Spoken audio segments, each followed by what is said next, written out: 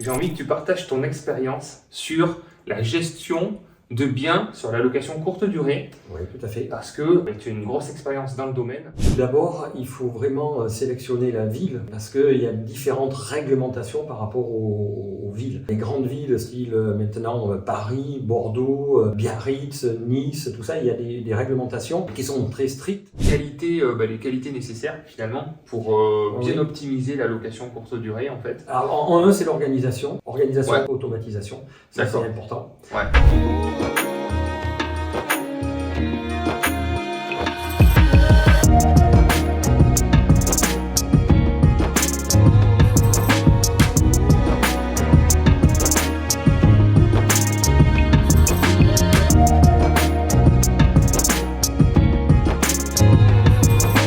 Bonjour à tous, bienvenue dans cette nouvelle vidéo. Je suis très heureux de vous présenter Didier. Bonjour Robin. Eh bien écoute, merci d'avoir Avec accepté plaisir. l'invitation. Avec plaisir.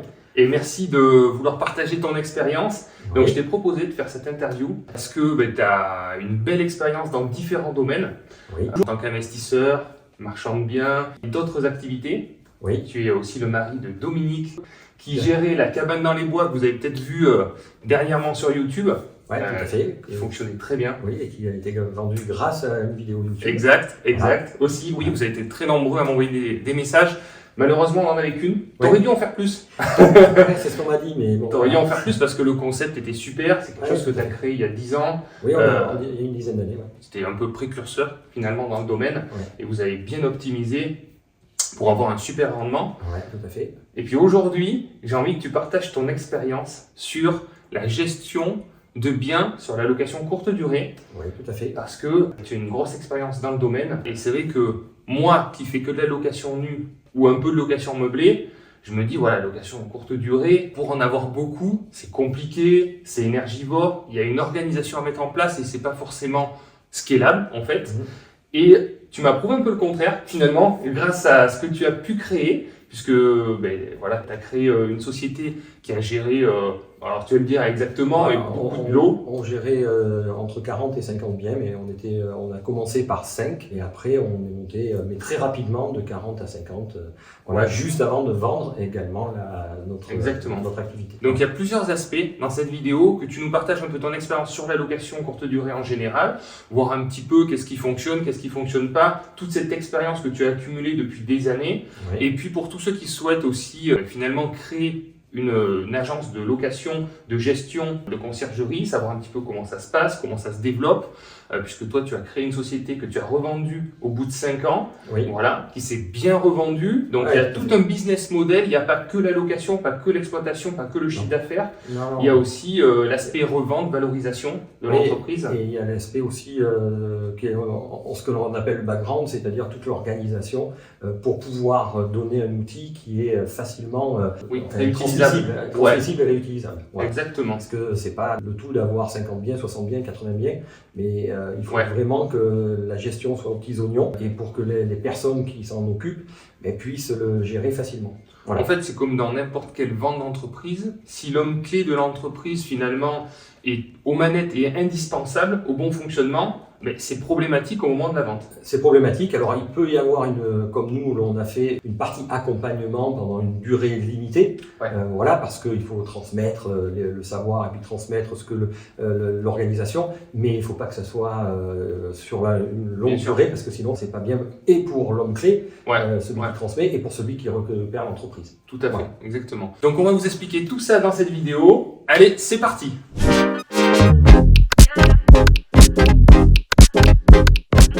Donc pour commencer sur le marché de la location courte durée, toi avec le recul que tu as, qu'est-ce que tu en penses? Quels sont les secteurs qui fonctionnent le mieux? Quel type de biens finalement fonctionne le mieux? Parce que comme on l'a compris, tu as géré jusqu'à 50 biens en location courte durée, donc tu as eu tout un panel de biens, petites surfaces, grandes surfaces, peut-être des maisons, des lofts, un peu plus luxueux. Type de biens, secteur, quel est ton avis là-dessus? Alors, tout d'abord, il faut vraiment sélectionner la ville parce qu'il y a différentes réglementations par rapport aux villes. grandes villes, style maintenant Paris, Bordeaux, Biarritz, Nice, tout ça, il y a des réglementations qui sont très strictes parce que les gens, quand ils font de la location courte durée, pour les investisseurs, c'est beaucoup plus rentable, mais pour les gens qui habitent sur place, pour se loger, c'est beaucoup plus compliqué. Donc l'État français a fait une réglementation qui contraint l'investisseur et les propriétaires d'appartements de certaines choses. Donc il faut savoir que sur certaines villes moyennes, il y a moins de contraintes parce que on peut se loger, nous dans notre région, on peut se loger beaucoup plus facilement que sur Biarritz ou sur Paris. Voilà. Donc il faut bien choisir la ville où on investit, ça c'est une priorité. Et ensuite, tu me parlais du type de bien, tout dépend aussi de la ville, si c'est une ville qui est touristique, parce qu'il y a le marché de la location courte durée qui est pour le touriste, mais la location courte durée adaptée aux gens qui travaillent. Oui. Parce que de plus en plus de gens, et depuis le Covid, surtout à partir du Covid, parce que les gens allaient moins à l'hôtel et ils préféraient avoir un appartement avec une cuisine pour se faire à manger, pour pouvoir avoir un peu plus d'espace et être moins contraint que l'hôtel de rentrer dans une chambre de 12 mètres carrés. Voilà. Donc tout dépend de la ville et puis les biens, si c'est touristique ou si c'est du voyage d'affaires, c'est différent. Il faut bien cibler effectivement. En bord de mer, ça ne sera pas la même clientèle que dans des petites et moyennes villes. On va dire que toi, ton expérience se porte plus sur la petite et moyenne ville, on va dire. Et de par ton expérience, toi, tu avais plutôt finalement des réservations sur du tourisme ou c'était plutôt Alors, nous, on est dans une ville qui a une période touristique qui s'étale du 15 juin jusqu'au 15 septembre. Donc, pendant cette période-là, c'était vraiment axé tourisme. Mais le reste de l'année, on ne peut pas travailler que 3 mois. Et le reste de l'année, c'était voyage, tout ce qui est voyage d'affaires et entreprise locale.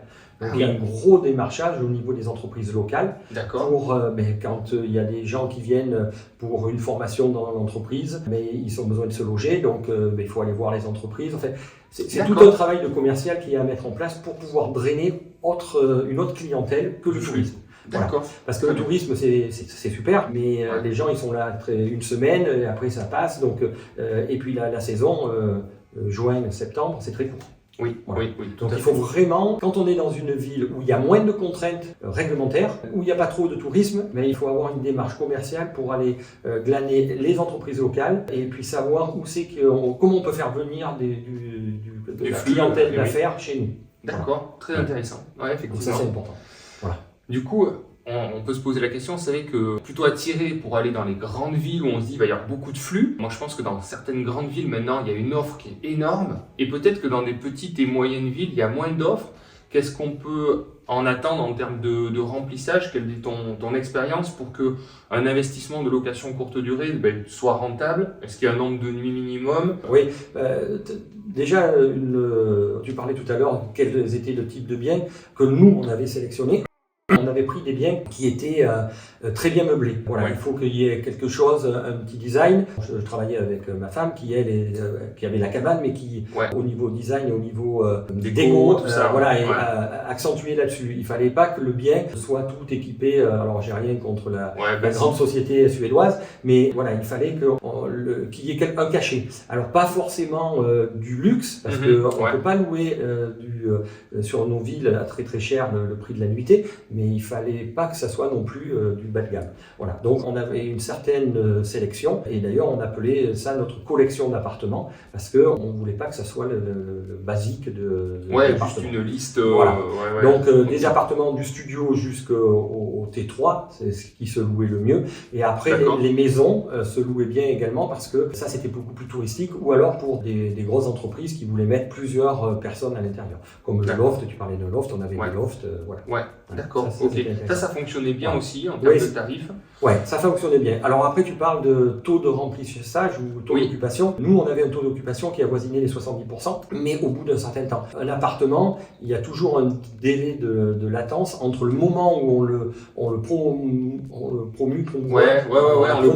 finalement sur le marché. Voilà, sur le marché, par les différents, ce que l'on appelle OTA, c'est-à-dire Airbnb, les classiques Airbnb, Booking, Abritel. Il y a beaucoup de biens déjà qui sont, des particuliers, d'autres agences, donc c'est compliqué de faire son trou. Il faut qu'il y ait des référencements, il faut qu'il y ait des avis pour que le bien monte dans le référencement et soit mis en avant. D'accord. Voilà. Donc au début, aux propriétaires, ce que l'on disait, c'est qu'on allait avoir entre 2 mois et 3-4 mois un taux d'occupation qui était aux alentours des 30 à 40%.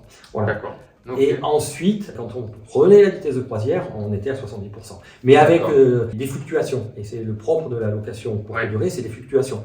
Donc il faut dire aux propriétaires qu'il ne faut pas attendre un revenu régulier. C'est pas comme toi, tout un à appartement fait. nu, tu as tes loyers qui tombent tous les mois et de façon régulière.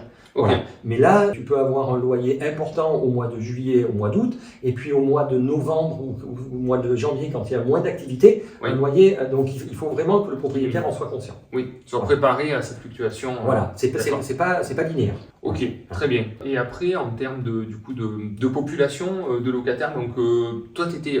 Alors, par rapport aux tarifs, je reviens plutôt sur les tarifs. Tu étais plutôt dans le cœur du marché, plutôt en bas. Sur quelle position tu te... Alors, il y a des outils qui permettent de déterminer les prix et puis surtout par rapport à l'analyse du marché, déjà tout ce qui est gamme hôtelière et après déjà tout ce qui est appartement autour de l'endroit où enfin dans la ville où on se situe. Donc, il y a des outils qui permettent d'analyser le prix et après, il y a quand même un peu comme dans les avions et dans les hôtels, on fait du yield management, c'est-à-dire qu'en fonction de la demande, on augmente le tarif. Et par exemple, quand il y a un gros événement sur la ville où on est, le tarif, forcément, il ne va pas être au même. Exactement. Mais par contre, il faut se baser à un tarif correct par rapport aux hôtels, parce qu'on n'a pas le service d'un hôtel, et il faut que les gens qui sont habitués de louer des appartements, ils veulent quelque chose de bien, mais ils ne veulent pas payer forcément très cher. Donc on était dans le cœur du marché, en dessous du prix de l'hôtel, mais en dessus de ce qui était vraiment basique où il y avait. D'accord. Voilà. Ok. Ouais.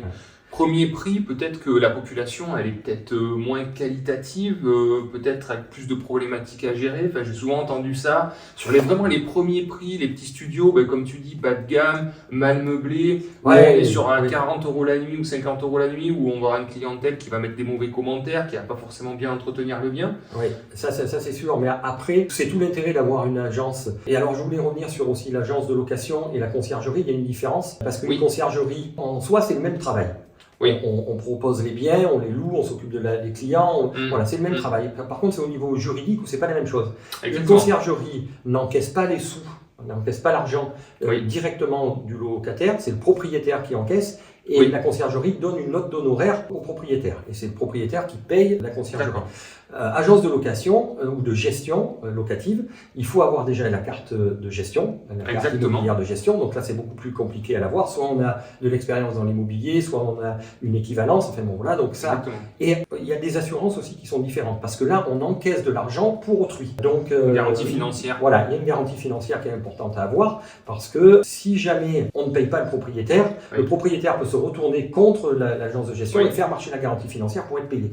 Voilà. Ce qui n'est pas le cas pour le coup en conciergerie. Alors non, mais la conciergerie, elle, c'est dangereux parce que le propriétaire, s'il estime que la conciergerie a mal fait le travail, il peut négocier les honoraires ou il peut lui dire, ou si c'est un propriétaire qui est mal intentionné, il peut dire, moi, il m'a loué pendant 3 mois l'appartement, je fais traîner les règlements et voilà. C'est lui qui a le pouvoir un peu. Le propriétaire, il tient. Alors, on est tenu en conciergerie par les clients, par le propriétaire et puis par les OTA, ce qu'on appelle OTA, c'est Booking Airbnb, qui quand même nous verrouillent et nous prennent des commissions. Donc tout ça, la conciergerie, c'est un métier qui est très compliqué.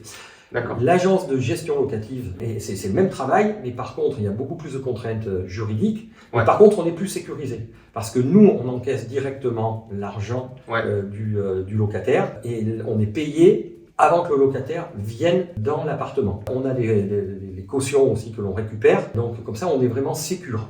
Et pour nous, et pour le propriétaire. Parce que l'important, c'est le propriétaire. Et après, on reverse moins notre commission, l'argent au propriétaire. Le mois d'après. Tout à fait. Voilà. Donc en termes de trésor, c'est beaucoup plus rentable. Parce que là, en termes de trésor, on a l'argent sur le compte. Oui, bien sûr. Mais comme tu dis, il y a des contraintes juridiques. Et surtout, le problème, c'est la carte de gestion. La carte de gestion qui est compliquée à avoir, etc. Plus compliqué. Donc, par contre, pour une conciergerie, est-ce qu'il y a une formation obligatoire? Il n'y a pas besoin de certification particulière? Non. N'importe qui peut ouvrir une conciergerie. Une conciergerie. Voilà. Et après, en forme juridique de société, il y a différentes formes qui sont possibles. Je pense qu'on peut se mettre en nom propre, en société. Ça dépend de chaque. Ça dépend. Il y en a qui sont en entreprise individuelle, en nom propre, non, mais entreprise individuelle. Et après, derrière, SAS, enfin bon, après, ça, tout dépend. Tous les statuts sont possibles. Ouais, tous les statuts sont possibles. Il n'y a pas d'obligation, de restriction à ce niveau-là. Non. Ça, c'est hyper intéressant. On peut commencer en micro-entreprise. Oui, c'est ça. Et puis après, évoluer en fonction. Parce que, en règle générale, les conciergeries, ce sont des investisseurs qui partent du constat, dire, ben voilà, moi j'ai 3 biens en courte durée, je m'en occupe, et puis je vois que ça marche bien. Mais je dis, et puis je sais faire marcher le business. Ouais. Alors pourquoi je n'en ferais pas? Ah, ben un copain m'appelle, me dit, tu ne pourrais pas gérer mon appart? Et donc, et c'est là où ils disent, ben si je peux en gérer pour moi, pour un pote, et ben pourquoi pas pour quelqu'un d'autre? Et après, c'est parti. Donc, des fois, tu commences en entreprise individuelle, et puis après, tu peux développer. Complètement. Voilà. Donc, mais nous, c'est le cas. On a pas mal de conseillers projets locatifs qui ont plusieurs biens en location courte durée et qui ont monté leur conciergerie parce que ils ont tout optimisé, ils ont la bonne personne, ils ont les bons contacts, ils ont bien géré leur organisation. Une conciergerie, c'est beaucoup d'organisation et de personnes à mettre en place autour, parce que c'est pas la même personne qui va faire et le ménage et l'accueil des clients et les réparations, tout ça. Donc on a un réseau autour avec qui on travaille. Et quand on l'a mis en place pour 1 ou 2 biens à nous, après on peut le dupliquer. D'accord, alors justement, mais qu'est-ce qui fait que ça fonctionne bien dans l'organisation? Quels sont les essentiels pour optimiser le process, déléguer un maximum et pouvoir scaler le nombre de biens? Alors comment tu t'es organisé toi alors quand on a commencé, moi, on avait 2 appartements à nous.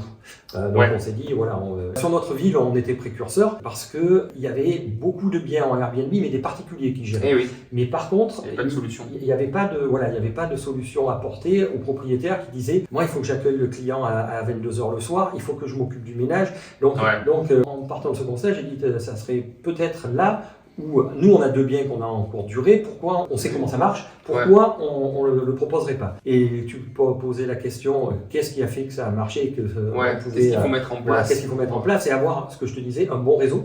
Et un bon réseau de professionnels. C'est-à-dire, tu ne peux pas tout faire. Tu ne peux pas être femme de ménage, être plombier, être électricien.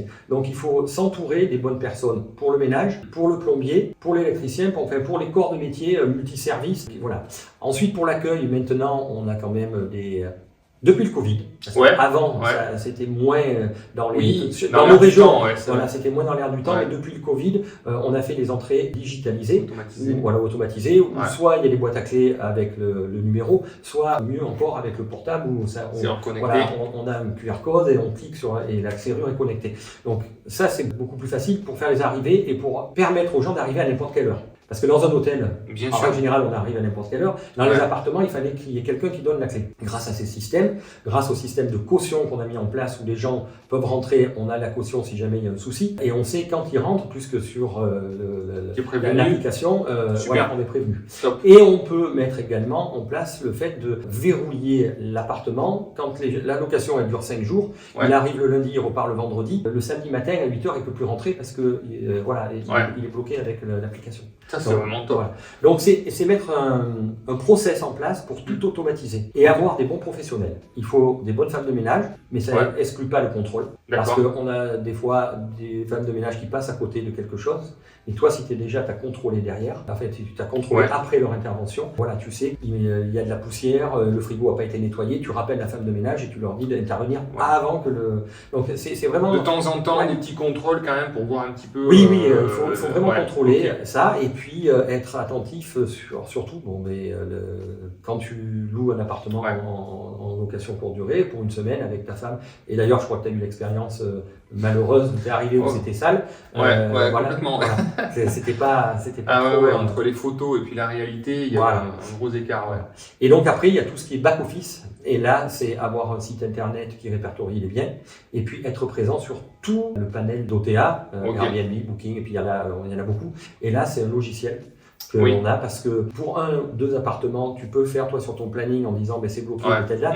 Mais quand tu as 10, biens, 5 biens déjà, 10 biens, Oui. qu'il y ait une réservation qui tombe sur Airbnb, ben, tu vas la bloquer sur Booking, et ça c'est pas possible. Ouais, c'est ingérable. pas C'est possible. donc un channel manager après qui s'occupe Exactement. de coordonner. Voilà. Et puis il y a tout ce qui est facturation, parce qu'il faut facturer derrière. Donc il faut un logiciel avec le planning, avec la facturation, qui permet de se libérer du temps. Ok. Pour le plus important, c'est le commercial. D'accord. Parce que tout business, c'est le commercial. Oui, voilà. c'est vrai. Aller chercher des nouveaux flux voilà, avec des nouvelles entreprises. Là, tu me disais la dernière fois que vous étiez en discussion avec ton repreneur, avec une entreprise qui a réservé je ne sais plus combien de nuits en une fois. Oui.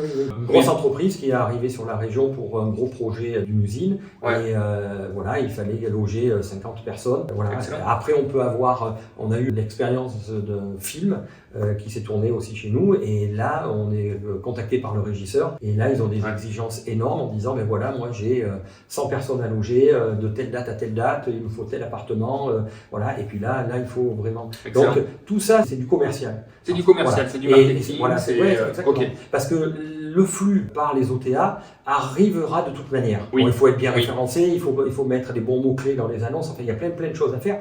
Mais ça arrive. Oui. Le tourisme, ça arrive. Le reste, pour faire vivre le business, la gestion locative, c'est le nerf de la guerre, c'est aller faire du business et aller faire du commerce. On parle de conciergerie, mais c'est tout à fait reproductible finalement si vous avez 1 ou 2 apparts en location courte durée. Là, on parle pour développer une conciergerie, mais pour développer votre chiffre d'affaires, si vous avez des logements en courte durée, c'est exactement le même procédé. Est-ce que, du coup, avec le recul que tu as, quelle est la part, justement, je pense que c'est ce qui fait la différence, c'est tout ce que la personne va pouvoir aller chercher en plus, parce qu'il y en a plein qui disent la location courte durée, ça marche pas très bien, ça vivote, mais est-ce qu'ils font la partie finalement démarchage commercial, prospection, aller chercher des nouveaux contacts ou pas? Peut-être la plupart ne le font pas. Et en proportion, qu'est-ce qui venait toi par les OTA et qu'est-ce que tu as été chercher en plus? Est-ce qu'il y a une proportion? Est-ce que tu as fait 20% de chiffre d'affaires en plus grâce au démarchage commercial, 30%, 40%? Est-ce que tu arrives à peu près à mesurer ou la partie que toi tu as été chercher de toi-même? Grâce au logiciel, tu le mesures parce que quand tu glanes une entreprise sur ta ville, que tu la récupères, tu vois de suite l'impact sur ton chiffre d'affaires et l'impact aussi sur le taux d'occupation. Et puis en plus, tu peux moduler, puis toi tu connais ton parc par cœur. Donc tu dis, là, je vais les mettre dans cet appartement, parce que ça correspond à leurs besoins ou à leurs attentes. Mais par contre, quand c'est une réservation qui arrive par les OTA, quand tu es sur Airbnb, tu vois l'appartement, il te plaît, ce sont les photos, mais ils réservent comme ça. Tu peux pas, ils réservent un appartement sur un OTA, ils veulent cet appartement-là, les locataires, c'est normal. Toi, les voyageurs, quand tu as un bien que tu sélectionnes, tu dis c'est celui-là que je veux parce qu'il y a 2 chambres, parce que la déco me plaît, par rapport à l'autre où il y a 2 chambres aussi, mais la déco me plaît moins. Voilà. Les gens qui travaillent, tu arrives à les mettre dans les appartements que tu veux, tu leur fais une grille de tarifs, donc forcément, avec le logiciel, tu sais la part de marché que représente la société qui Donc oui, l'impact il est énorme parce que d'un taux de remplissage ou de taux d'occupation de 50%, grâce à ces entreprises, tu passes à un taux d'occupation qui avoisine les 70%. Donc tu vois, ça n'a rien à voir. Parce que, et des fois, de 30%, si tu as bien démarché une entreprise et tu as fait du bon business, un bon relationnel, tu peux arriver à 100% au mois de novembre parce que tu étais là, tu es intégré dans les offices de tourisme. Donc ils savent que toi tu gères des biens, ils savent que tu es sérieux et ils disent derrière, bon mais voilà, vous pouvez leur envoyer du monde. Quand il y a un film qui vient sur ta région, par exemple, parce que je parle de film parce que ça arrive souvent. On n'est pas forcément au courant, mais par contre, il y a des besoins de logement qui sont accrus. Et ils veulent, la prod et les régisseurs qui s'en occupent, veulent quelqu'un qui s'en occupe de A à Z. Et ils ne veulent pas avoir plusieurs intermédiaires, par exemple des gens qui sont des particuliers, parce que le particulier ne fait pas une facturation. 2, il y a différents interlocuteurs. Donc quand il y a quelqu'un qui s'en occupe pour tout, mais voilà. Et donc là, ça, au mois de novembre, on a eu un film qui a été tourné, enfin novembre, je parle de l'année d'avant, on avait un taux de remplissage à 100%, alors qu'on avait un taux de remplissage normalement qui est aux alentours des 50%. Donc là, on a doublé notre chiffre d'affaires. Excellent. Excellent. Donc c'est vrai que cette partie-là, moi je pense que c'est entre 20 et 30% de plus. D'accord. Super intéressant. C'est vrai que c'est tout ce travail commercial. Donc on a bien compris les qualités nécessaires finalement pour bien optimiser la location courte durée en fait. Alors en un, c'est l'organisation, automatisation, ça c'est important, avoir le bon réseau. Et puis derrière faire du commercial parce que il faut pas attendre tous les autres.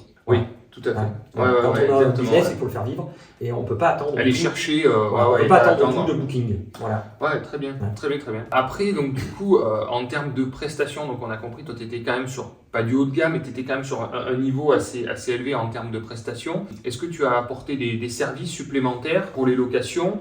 Jusqu'où tu t'es arrêté? Parce que je sais qu'il peut y avoir des problématiques après d'être assimilé peut-être à l'hôtellerie, des problèmes de TVA, etc.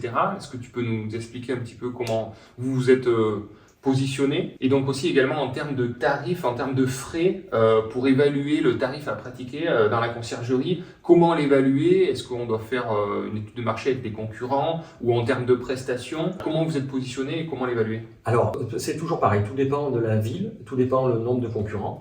S'il y a 10 conciergeries, peut-être que les tarifs sont à la baisse, alors que le travail est le même, et ça c'est dommage que les tarifs soient à la baisse. Qu'est-ce qu'il faut pour que ce soit rentable, une conciergerie? Il faut minimum, minimum 25%, et nous on était à 30%. Voilà. D'accord. Donc pour le propriétaire, on était très clair, c'était sur une unité à 100 €, vous avez 70 €. Ouais, très bien.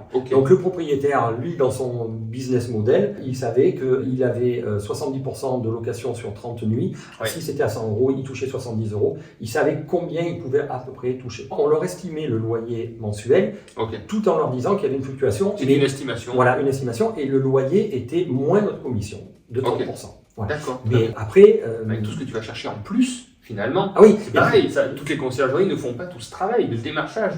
Il y en a qui le font, mais il y en a qui ne le font pas. Mais 30%, les propriétaires, quand alors si ce sont des investisseurs, ils se disent 30% ça fait cher parce que mais par contre quand ce sont des gens qui ont touché du doigt la location pour durée et qui savent qu'il faut accueillir les gens, le commercialiser sur les OTA, faire le ménage, enfin tous les petits, c'est très chronophage et au bout d'un moment ils s'essoufflent. Alors il y en a qui ont le temps, qui veulent le faire, très bien, ils le font, mais il y en a qui s'essoufflent. Et c'est là où ils se disent 30% en définitive, vu tout le travail qu'ils font, ils le méritent. Voilà. Mais on n'a jamais eu de discussion avec nos propriétaires sur le montant de la commission, du moment que ça soit clair et avancé, et en leur disant, voilà, nous on fait un travail, il y a ça, on ne vous promet pas monts et merveilles, mais par contre, notre travail, ça se paye et c'est 30%.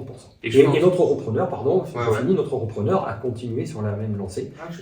Il fait toujours les pourcentages. Le même tarif. Vous êtes plutôt sur une fourchette haute. Oui, tout à fait. Mais quelque part, ça montre aussi finalement votre professionnalisme, tout ce que vous allez pouvoir apporter. Et je trouve que ça, c'est des erreurs qu'on peut faire aussi au début. Même je sais que moi, ça m'est arrivé au début quand j'ai commencé à accompagner des clients. J'avais du mal à facturer, en fait, j'avais pas conscience de tout ce que je pouvais apporter, mais ça c'est assez personnel, mais il faut avoir conscience de la valeur qu'on a, et plus on est sûr de ce qu'on peut apporter, du service qu'on peut amener, finalement c'est rassurant du côté client, puisqu'ils disent il est sûr de lui, il y a des tarifs qui sont quand même élevés, et il y a des prestations qui sont à la hauteur, et finalement c'est rassurant d'avoir quelqu'un qui sait la valeur qu'il peut amener. Mais regarde une agence immobilière dans la location nue, au début toi tu t'en occupais parce que tu avais quelques biens, et puis après tu as délégué, et dans ta rentabilité tu as dit, ben voilà, moi l'agence prend temps, quand ils font des frais, enfin ils interviennent sur ton appartement, ils prennent temps, et toi tu es libéré, tu peux faire autre chose. Voilà, donc c'est pas le même montant, mais nous, il y a des rotations qui sont énormes. Toi, dans le nu, les locataires ils partent pas tous les 2 jours ou les 3 jours. Nous, c'était 2 nuits minimum, des fois dans le mois il y avait 15 rotations. Voilà, il fallait une belle organisation. Donc 15 rotations, ça fait quand même une facture à chaque fois. Enfin, il y a du travail. Voilà. Tout ça se construit au fur et à mesure. Au début, il n'y a peut-être qu'une femme de ménage. Après, vous en avez eu 2. Après, il y a eu un service peut-être pour le linge spécifique, à part. Il y a tout ça qui se met en place. D'ailleurs, on verra, on en a parlé juste avant la vidéo, j'ai dit à Didier, il faudrait que tu proposes un accompagnement pour tous ceux qui souhaitent créer une conciergerie ou se lancer, parce que tu as une expérience qui est super à partager, et puis tu avais tellement bien optimisé le process, tu avais vraiment monté une belle structure, que je sais que tu peux aider d'autres personnes. Donc on verra, on mettra un lien avec mon mail ou ton mail, et puis on va réfléchir à quelque chose que tu peux proposer pour aider ceux qui ont envie de se lancer. Ça peut aider les gens à éviter quelques erreurs, et puis des fois à se dire ça n'est pas tout seul, il faut avoir un peu d'expérience, et puis à mener la réflexion jusqu'au bout, et en disant moi j'ai mis mon appartement en location courte durée, j'ai eu que entre guillemets des emmerdements, je croyais que c'était beaucoup plus rentable, mais parce qu'ils ne sont pas allés jusqu'au bout des choses, ou qu'ils ont été pas été briefé. Voilà. Mais moi le premier, je suis le premier à un peu dénigrer la location courte durée parce que j'ai pas les connaissances que tu as, j'ai pas le niveau d'expérience et d'optimisation que tu peux avoir. Donc forcément, quand on le fait, c'est comme tout en fait, quand on le fait à moitié, qu'on le fait pas à fond, c'est pas terrible, voilà. Donc moi je sais que tous mes projets ils sont optimisés, et c'est ce qu'on fait tout le temps avec projet locatif. Tout le process est bien optimisé, bien sûr la chasse, la fiscalité, le financement, la partie travaux, la gestion des locataires, le choix des locataires, la sécurisation des loyers. Et en fait, quand on sécurise tout ça et qu'on optimise tout, on a un super projet. Mais le même projet, dans les mains de quelqu'un d'autre qui va le faire différemment, qui va faire un coup de blanc, qui va mettre une pauvre petite cuisine, qui va tomber sur le mauvais artisan, qui va avoir des problèmes, il ne va pas parler de la même chose en fait, alors qu'on part du même projet, ouais. Mais c'est toute cette expérience qui fait la différence. Donc c'est pour ça que je voulais aussi que tu partages. Oui, non, mais et en plus, les propriétaires, des fois, sont dégoûtés quand ils font de la courte durée, parce qu'il y a des problèmes avec les locataires. Mais quand on est propriétaire seul, les problèmes avec les locataires, c'est de la dégradation et tout ça. Ils n'ont pas pris les dispositions nécessaires pour être sécurisés. Nous, on travaillait avec une société qui sécurisait les cautions, et c'était pas nous, derrière, qui allons chercher la caution. On faisait les photos, on envoyait à l'organisme, c'est eux qui discutaient directement avec le locataire pour prendre la caution. Voilà, donc ça évite beaucoup de discussions et ça évite beaucoup d'énervement. Mais ça, un propriétaire seul, qui a 2-3 biens, il ne peut pas le faire. Et non. Voilà, il faut que ça nous, on payait ces charges-là. C'était un service qu'on leur apportait et ça, c'était compris dans les 30%. Voilà. Super. Donc, super. Mais par contre, le propriétaire était sécurisé et nous, derrière, on était sécurisés. Quand le locataire arrivait, s'il y avait un problème, on savait qu'on avait la caution derrière. Et voilà. Top. Voilà, ça, et après, ça c'est beaucoup plus global, mais nous, on n'avait pas que de la location courte durée. On équilibrait le portefeuille. Un peu, on a du nu, on a du meublé en longue durée, on avait de la courte durée. Voilà. Bon, après, je fais du marchand, mais ça c'est différent. Mais on a le panel complet pour équilibrer. Parce que des fois, la courte durée, on se dit ça gagne beaucoup d'argent, il faut y aller. Il ne faut pas tout mettre les œufs dans le même panier. Bien sûr.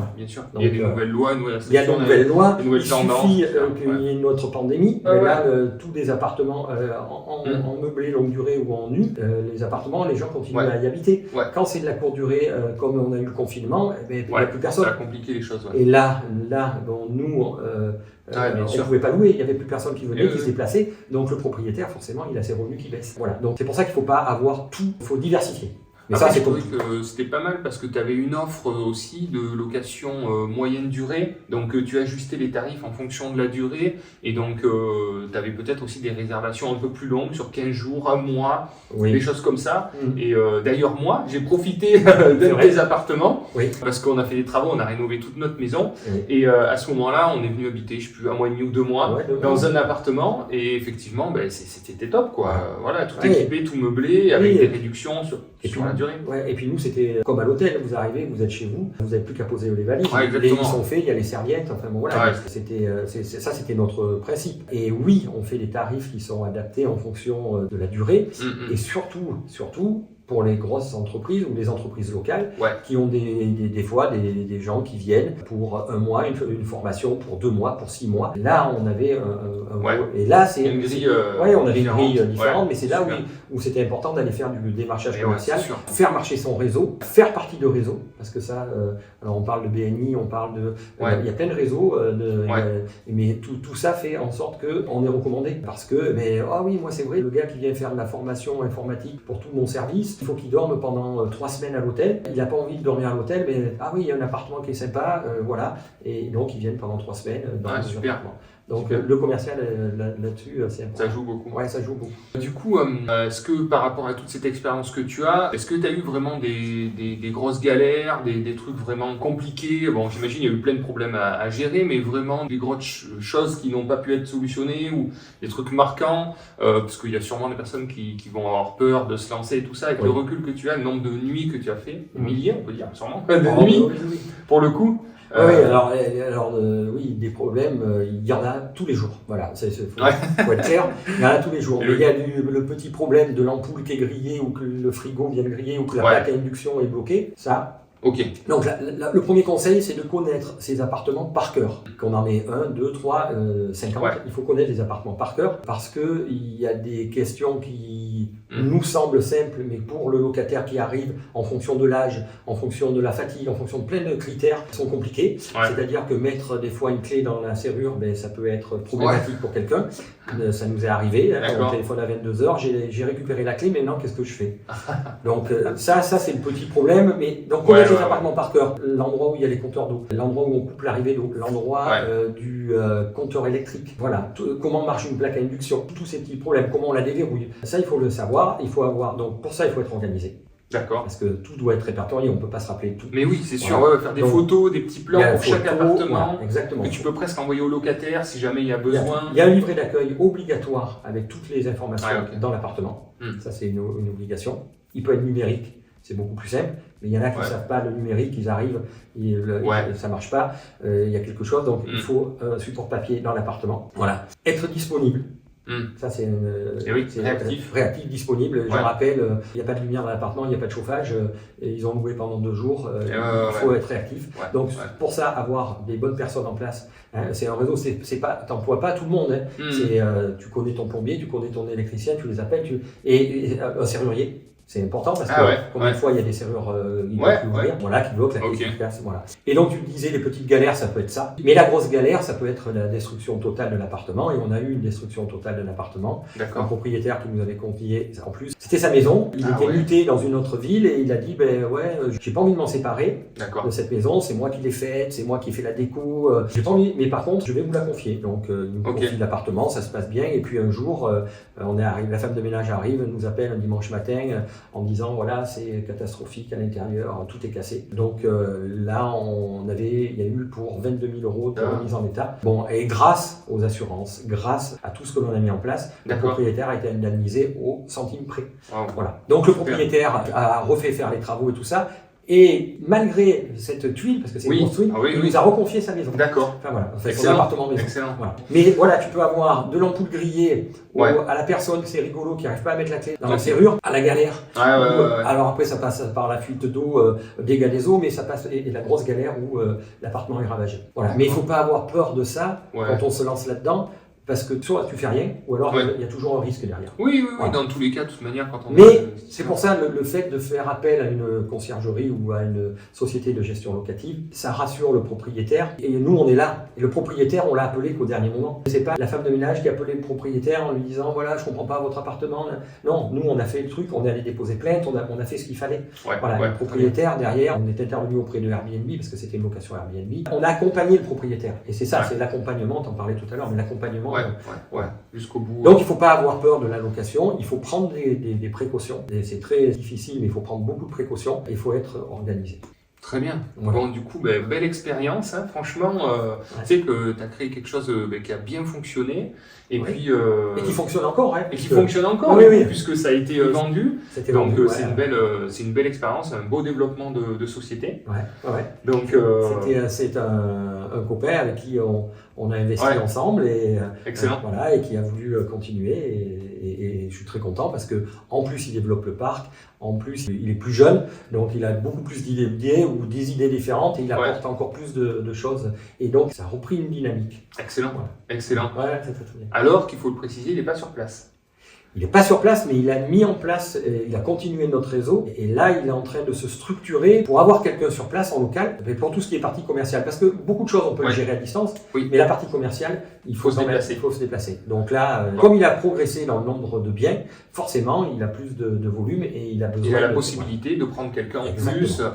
Bon, super. Non, mais ça montre qu'en fait, c'est gérable aussi sans forcément être là aux manettes présent. On peut gérer à distance, déléguer, organiser. Et ça donne des possibilités aussi de se développer. Ah oui, tout à fait. Mais il faut, de toute manière, c'est le bureau et le logiciel qui est ton meilleur ami et ton réseau. Pour la location. Ouais. De toute manière, c'est un métier de terrain, même l'immobilier de manière générale, c'est un métier de terrain. Oui. Il faut être sur le terrain, il faut discuter, il faut rencontrer, il faut échanger. Toutes les opportunités sont bonnes. Ça se fait comme ça, beaucoup. Quand on a vendu, on descendait pour une opération de marchand de biens en voiture, et c'est là où il m'a posé la question. Si on avait pris chacun notre voiture, on n'en aurait pas parlé. Ouais. Donc, comme tout, c'est le contact humain qui fait que... Complètement, qui crée les opportunités. Exactement. Ouais. Donc ça, et puis tout dans le business, c'est ça. Oui, tout le temps, sans arrêt. Bon, ben merci Didier pour ce beau partage d'expérience, très riche en informations, et encore félicitations pour tout ce que tu as créé. Et tes prochains projets, je te souhaite plein de réussite, parce que en fait c'est ça qui est génial dans la vie, c'est qu'il y a une base d'immobilier, après on part sur un peu d'entrepreneuriat, on fait des expériences, on revend, on part sur autre chose, et la vie elle est faite, c'est ce qu'on aime un peu, c'est en fait être libre aussi, et créer des nouvelles aventures, des nouvelles expériences. C'est ça, et on apprend tout le temps. Dans des domaines différents, mais très lié quand même à l'immobilier, enfin pour ma part, même pour ta part. Mais... Il y a une base immobilier quand même qui est bien présente. Tout à fait. Merci beaucoup. Merci. Très sympa de ta part. Et bonne journée. Bonne suite à vous. On vous souhaite plein de bonnes réussites aussi dans vos projets. Et puis, écoutez, on vous met un petit lien en description. Je pourrais vous mettre en contact avec Didier. Et puis, voilà, il pourra peut-être vous aider aussi si vous avez des questions, envie d'avancer. Avec plaisir. Voilà, c'est très sympa de vouloir partager ton expérience. Merci. Merci Didier. À plus. Robin. Ciao tout le monde.